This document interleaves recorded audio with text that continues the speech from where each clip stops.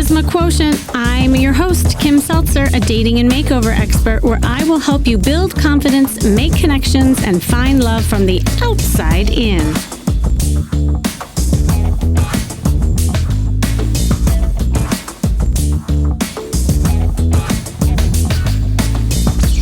Dating is always tough to navigate.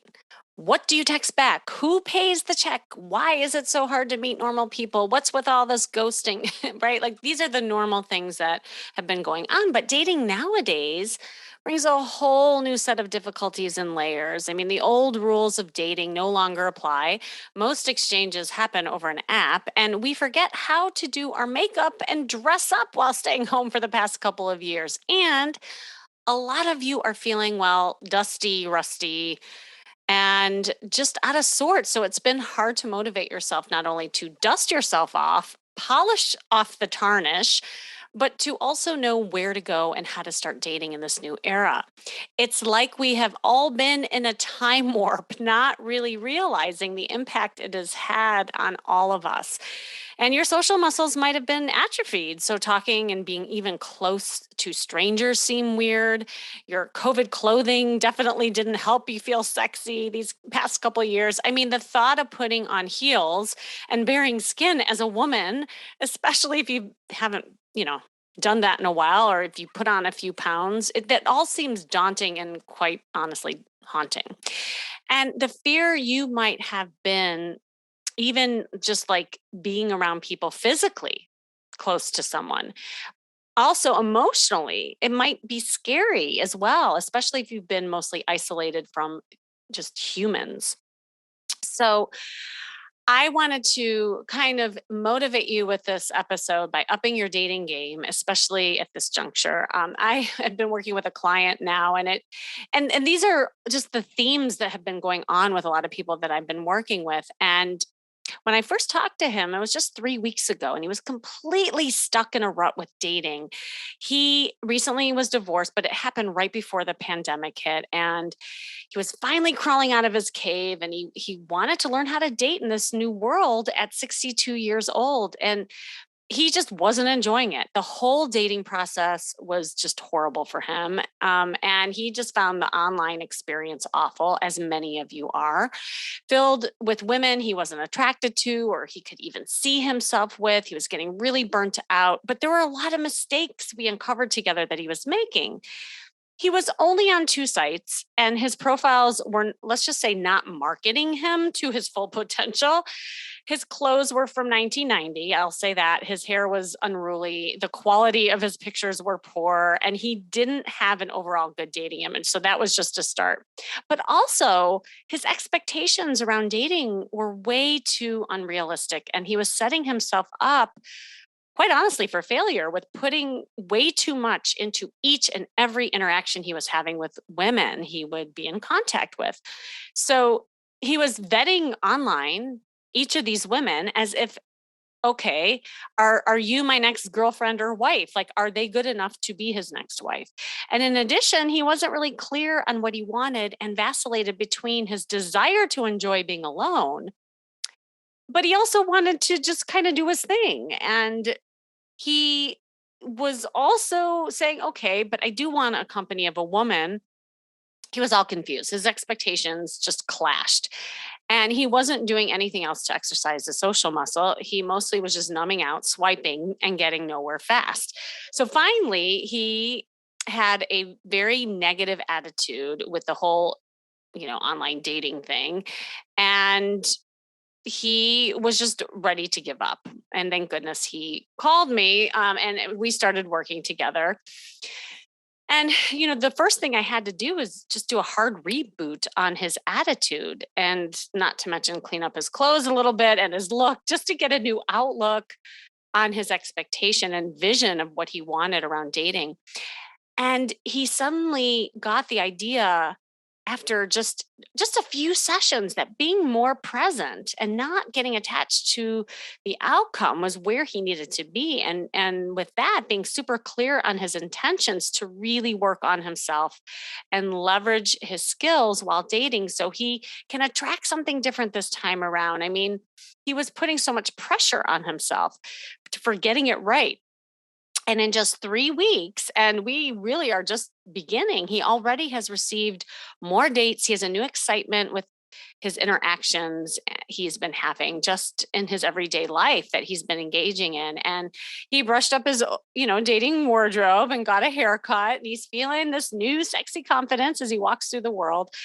I can't wait to see how he continues down this path as we work together. But it's like a complete shift in 3 weeks. And it can happen that fast to you too. But in the end, this is the period of time that you got to start thinking about it being a time for renewal, reinvention, a transformation in your love life. But you definitely have to do the work to get there. But difficult or not, you deserve a fulfilling life, fun ways to meet new people. And I want you to actually enjoy dating. So it's time to up that dating game. And this is important because you have a chance to up your game now so you can learn how to date and attract a partnership that's even better than you had before. It's your chance to break bad habits and old patterns that didn't serve you. But we have also been in a cocoon for so long. And here's the thing, the more time that goes on and you don't do anything about it to make that movement, the harder it will be down the line to motivate yourself. I promise it. I promise you. And I know what you're thinking. You're saying, well, I don't even know where to start. I think I should probably wait and maybe I need to lose some weight before I feel good about getting out there in my clothes. I don't like the way I look. Maybe I need to work on myself, blah, blah, blah, blah. Okay. You have probably tons of excuses that you're saying to yourself right now. And also, you may not see any other ways of meeting people at this day and age because you're like, oh, well, at my age, where do I go to meet people besides the apps? I don't like going to the bars. I hear that so many times. And you might say, where are all the available good men and women out there? Okay, first of all, there are amazing good men and women everywhere. I just want you to know that they are online, they are at the grocery store, they are next to you in a restaurant. But if you don't start opening up and forcing yourself to connect with people when out and about and have the intention or a plan to do that, you will continue to see, quote unquote, no one. I am really aware of this effect. I've said this analogy before, but I'll say it again because I am in the market for buying a new car, right? So I have a BMW, and it's funny because BMWs are on the road all the time, and now that I'm in the market for a new car, I'm starting to look at cars, and guess what? I am noticing BMWs everywhere. Why? Because I'm putting intention and focus into what I want right now. Well, dating is no different. If you start looking around for people, you will start seeing them everywhere. But you got to wake up. You got to open up. And here's the other thing about waiting. If that's your excuse, well, I'll wait until, XYZ. You'll always wait. I know this. Like I had breakthrough calls, I offer these breakthrough calls as I always offer you. And I hope that some of you do that. Where I'll hear those excuses and say, well, it's not the right timing. Maybe I'll wait. And I say to those people, you know what? The minute we hang up, I know I'll never hear from you again because that's your mantra. I call it the waiting for Godot syndrome. If anybody knows the play, it's about this guy named Godot, and it's just a one-person play. And there's one guy on stage waiting for this great man called Godot. Guess what? Godot never arrives. So is that you? Are you always waiting until ... The truth is, when you flip the script and you actually say to yourself, wait a second, I will use opportunities to create my own possibilities, is when things happen. I'll say that again. When you use your opportunities to create your possibilities is when things happen. So instead of saying, well, I'll wait until I lose weight to buy new clothes, what if you bought new clothes to feel good in your body today, to go out and create that possibility, or walk a mile every day to lose weight and say hello to people along the way? That's reverse engineering it, right?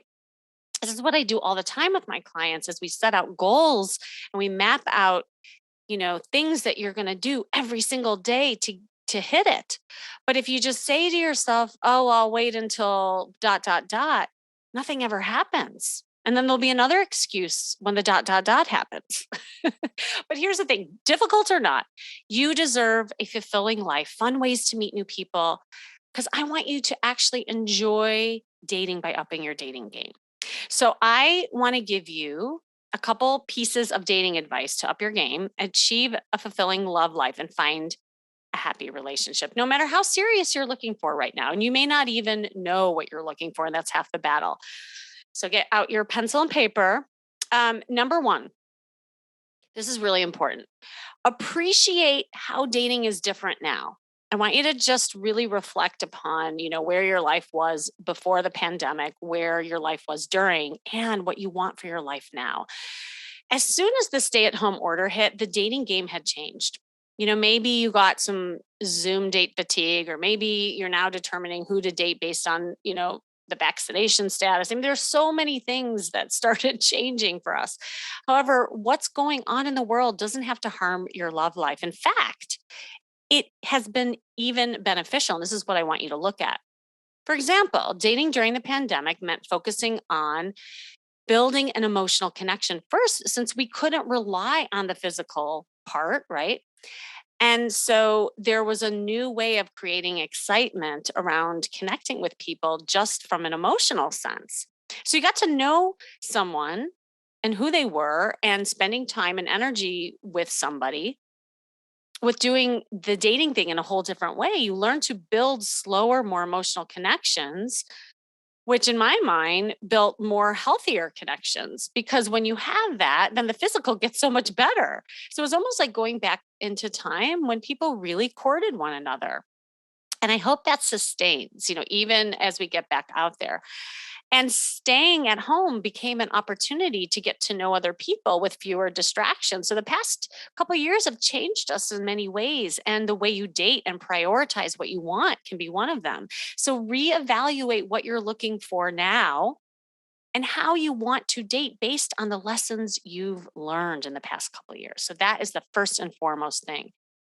Second, keep all your options open. Many of you have this idea that we need, or you need this movie worthy Hollywood scene when finding your soulmate. But closing yourself off to, any meeting or possibilities that isn't locking eyes across a crowded bar, or running into a long forgotten high school sweetheart from back home, like a Hallmark Channel style, limits your chances. I mean, despite what Hollywood has us believing, which is super fun, by the way, as an escape, we can meet worthwhile people anywhere and everywhere. And you can meet your ideal partner during a meeting, at a book club, in an elevator, while walking your dog, and yes, on a dating app. Like everywhere and anywhere are possibilities. And it doesn't have to be the West Side Story moment where Tony met Maria when they kissed behind the bleachers after locking eyes for the first time. The more options you keep open, the higher your chances of meeting people that you'll enjoy being around. And instead of waiting for a soulmate moment, try to remain open to the possibility that feels right for you, and find the emotional connections everywhere you go. Even if it's a person that you know that's not like the person for you, what if that person knows somebody else? What if that person invites you to a party where you meet the one? It is really like the game leapfrog, right? You go from one connection to another that leads to another. You never know where something might lead. Okay, third, forget the prerequisites and checklists. Oh my gosh, you are all doing this. This is like a big thing that I've been working on with my clients. I will just say that many of you have just these extensive checklists before even considering going on a first date. And I see it. I see when I go into your Bumble accounts and your Hinge accounts. Like I always take a look at the conversations, how you are vetting people. And I just did this recently with a client, and she just kept swiping left on all these like fantastic guys, because they would have like one thing that didn't work for her, or there was one picture that was off. I said, oh my gosh, you didn't even look at the other pictures. You didn't even read what that person wrote. So maybe you want someone who is exactly like you, whether it's interests, religion, background. Maybe you're not looking twice at people who have a certain dating history or over a certain age or own a cat because you're way more of a dog person. I mean, whatever it is, while shared values are crucial and compatibility is often determined by similarities, try getting to know someone and just see if you like them. I know it's just like going back to kindergarten and just going up to somebody and saying, "Hi, I'm Billy. What's your name?" And if you even like them before you make all these assumptions based on your prerequisites. I mean, the only kind of prerequisites you really need are your non-negotiables. Okay? Now your non-negotiables are even work that I've had to do with a lot of you because it shouldn't be he has to be 6 feet tall. Only like, 8% of the population is that anyway. And that's another conversation. But, kindness, fundamental values, not being a liar or a killer. I mean, like these are just like fundamental things that you can't live with. And that is important. Otherwise, just base your opinions on how you feel, not off of a checklist.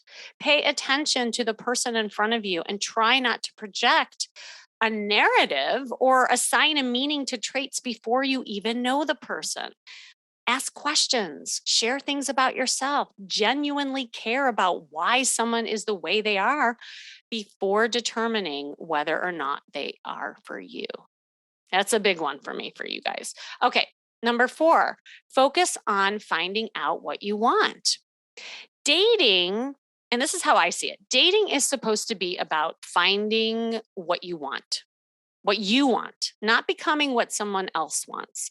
Some people will like you, some people won't. Whether or not someone wants to pursue a relationship or a second date with you has nothing to do with how likable you are, how amazing you are, but it does have to do with compatibility and that particular combination of that with you and that person is just not working at that time. It could be a timing thing, right? But prioritize what you want in a partner by making a list of non negotiables, like we were talking about before, and values that you want, and stop yourself from getting caught up in what a relationship or a person could be. Instead, ask yourself if you genuinely enjoy each other's company.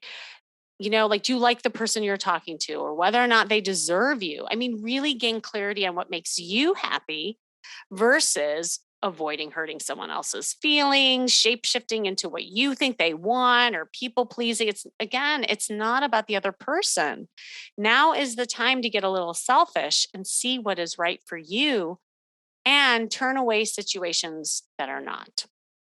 Very important. Okay. Number 5, know that dating is supposed to be enjoyable and stop if it's not. Okay, dating should be fun. Really, I want you to get very clear on that. It should not feel forced. It shouldn't feel boring, painful, sad. If it is not enjoyable, you're either putting too much pressure on each date, feeling self conscious about dating, or focusing on the wrong things. So remember that dating is not intended to have only one outcome or being attached to that outcome. Every experience, whether it's a date, a Bumble conversation, a few months of dating, brings you closer to clarity. That's the purpose. I know there was this woman who just kept saying to me, "Well, what's the purpose of dating all these people? Like, I don't want to waste people's time. I don't want to waste my time." And what I said to her, in your efforts not to waste time, you're actually wasting time because you're not using these opportunities to learn from, to grow from. Just because something doesn't work doesn't mean it was a waste of time. It was something that you needed to learn with that interaction. And when you look at it more from that standpoint versus, oh, this is a waste, you'll get so much more out of it. The purpose of going on dates, talking to new people, and opening yourself up to meet someone new is not to feed your ego or affirm insecurities or to find a soulmate ASAP. The purpose is to collect information And I call that data dating, that will bring you closer to a happy, fulfilling life and to have a good time along the way. Often when I went through a series of dating, I would just show up and I would say, I'm just going to give myself a really good date. Right? Like, how can I make myself laugh? How can I show myself a good time? When you just show up and have fun, even like boring dates, I had fun. I found something funny. I learned something. I enjoyed, maybe a new restaurant, a new food that I tasted, or maybe I learned something new. So the bottom line, it should be fun meeting new people, whether or not a second date really follows. And if it's not, take a break. Take a break from dating to reflect on what you're really looking for in your dating life. I mean, maybe it's not something that you want to do right now, and taking a break can clear your head and your energy too.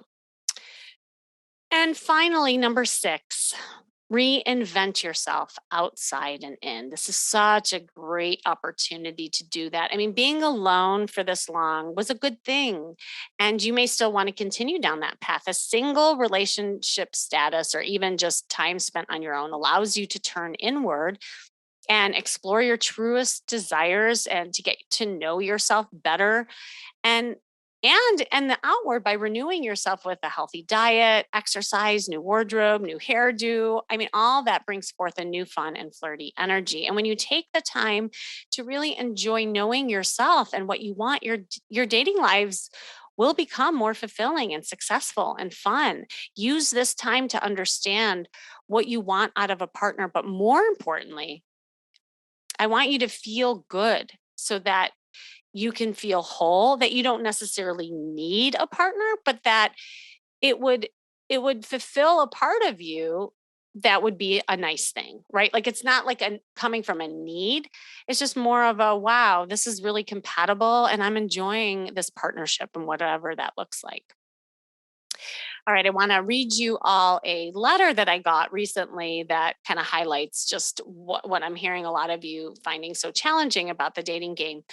This is from Sarah, and she says, I really want to get out of my shell and be able to express myself without questioning myself as I try to get out there to date. I fear elevating myself because I might get knocked down again, and I'm exhausted trying to project myself with confidence after being out of the game far too long. Where do I even begin? Oh, hi, Sarah. Okay, so it sounds like you have had some things happen. I'm not sure what that was. And it really has knocked down your confidence and also dimmed your light. And it's hard to lift yourself back up and just feel motivated to get back out there when you look in the mirror and you're just not feeling it. You're not liking what you see. And within your own skin, you're not seeing a sexy woman. And I always say that it's not about the man, it's not about dating, it's not like anything outside yourself. It's about you, because when you don't feel good about you, it's hard to attract a man that finds you attractive because you're not feeling attractive, right? So start, and this is really the starting place, by stop worrying about, just really putting pressure on yourself to get out there and quote unquote date. I mean, I think for you, it is the time to really focus on getting back to feeling good about you. And that's what getting back out there is for you, right? Not about just putting pressure on having a bunch of dates. So, a couple tips around that. First, make a list of things that would make you happy right now. Are you clear on what you even want right now? Do you have your mission statement on what you want to work on to improve your dating skills? I mean, maybe this is a period where you want to work on your flirt skills. Maybe you need to brush up on your conversation tricks. And do you even know how to give good online exchanges and know how to vet online and use it as a practice platform? Maybe this is a time to work on being more vulnerable. It sounds like there were some things that happened. Your guard might be up. Maybe just having some interactions where you can be more open. That is your journey right now. Really, really important for you. Second, I would take a hard look at your wardrobe and dating image right now, because again, coming from the standpoint of working from the outside in, Do you need a reboot and a restyle? Do a virtual makeover with me so I can teach you about your body type and suggest some gorgeous looks that will accentuate your figure and start giving you that sexy confidence in at least in your clothes. And finally, do an assessment on your social life. Do you have a good set of wing gals, for instance, that you can go out and gain that kind of flirty confidence and open energy? Look into social activities and hobbies that you can get involved in to expand your social circle and meet other like-minded singles. Here's the thing. Overall, I would replace the word dating with being social to get back out there and do it in increments of time for yourself. Like when you finally get to that place where you look in the mirror and you see that sexy, confident gal, then you're ready to take it to the next level. And maybe you have the confidence to have some dates with men and just see what that's like for you. You have to learn how to walk before you can sprint. All right. I hope that was all motivating, helpful to you listening. And difficult or not, you all have the universal right and deserve a fulfilling life to have fun, meeting new people, and actually enjoying this process of dating. So, as always, thanks for joining me today. This has been the Charisma Quotient. I'm your host, of course, Kimmy Seltzer. And remember, you can build confidence, make connections, and find love from the outside in. And if you want to know more, make sure you go to my site, kimmyseltzer.com. And if you need a push into upping your dating game, hop on a call with me to map out a strategy, and I will definitely kick you in the butt, motivate you to do that. And remember, working on you is working on your dating life. Don't delay and stay tuned until next week until you hear more tips on how to do that. That's all for now.